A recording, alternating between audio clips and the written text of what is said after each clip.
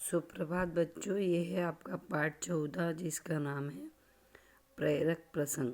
ठीक है, आइए हम इस पूरे पाठ को पढ़ेंगे। विश्व में अनेक महापुरुष हुए हैं। उनके आचरण और क्रियाशीलता से समूचे विश्व का मार्गदर्शन किया है। उनके जीवन से प्रेरणा प्राप्त कर अनेक लोगों ने अपने जीवन को सफल बनाए। उनके जीवन के संघर्ष ने अभाव में भी ऊपर उठने और श्रेष्ठ कर जीवन जीने की शक्ति प्रदान की।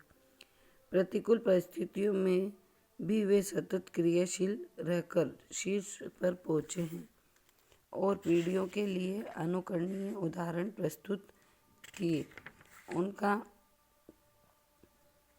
यह आचरण ही प्रेरक प्रसंग के रूप में हमारे सामने है।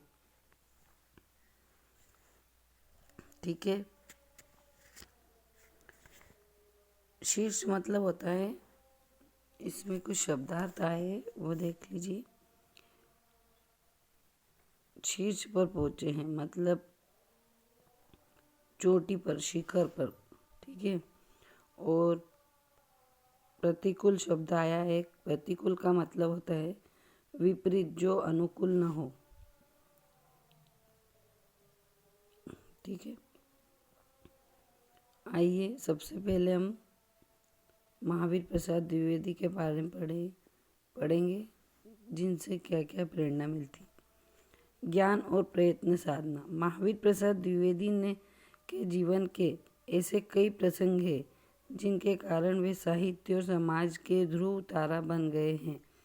ध्रुव तारा का मतलब वह तारा जो सदा ध्रुव अर्थात स्थिर रहता है, वह तारा जो हमेशा उत्तर दिशा में रहता है। उनका जन्म निर्धनता की गोद में हुआ था। निर्धनता मतलब होता है गरीबी। ठीक है, निर्धनता की गोद में हुआ और लालन पालन अभाव की कुटियों में, मतलब अभाव मतलब कमियों, कुटिया मतलब झोपड़ी में शिक्षा के प्रति उनका अनुराग प्रगाढ़ ही रहा। प्रगाढ़ मतलब गहरा, बहुत अधिक, और अनुराग मतलब होता है प्रेम शिक्षा के प्रति। वे केवल 13 वर्ष की अल्पायु में 26 मील दूर रायबरेली के जिला स्कूल में अंग्रेजी पढ़ने गए। आवश्यकता का सभी सामना पीठ पर लाद कर ले जाते थे। इतनी कम आयु में ही उन्होंने हिंदी के अतिरिक्त संस्कृत, उर्दू, अंग्रेजी और फारसी का ज्ञान भी प्राप्त कर लिया था।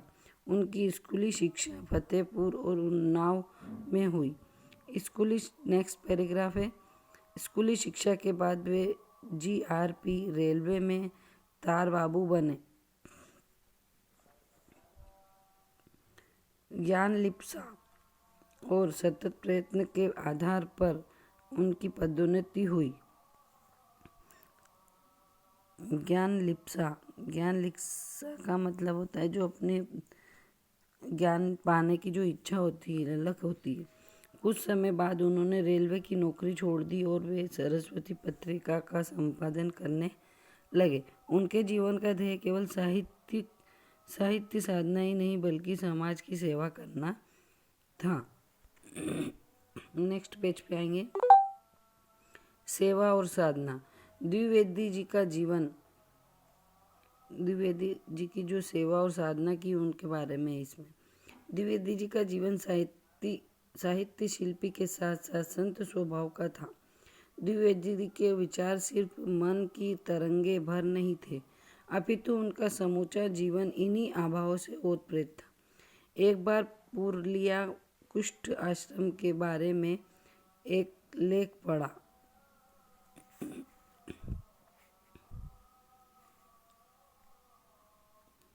पढ़कर जो भाव आए उन्हें संपादक को लिख भेजा। भाई, तुम्हारा लेख पढ़कर रो पड़ा। मैं बड़ी देर तक विह्वल रहा।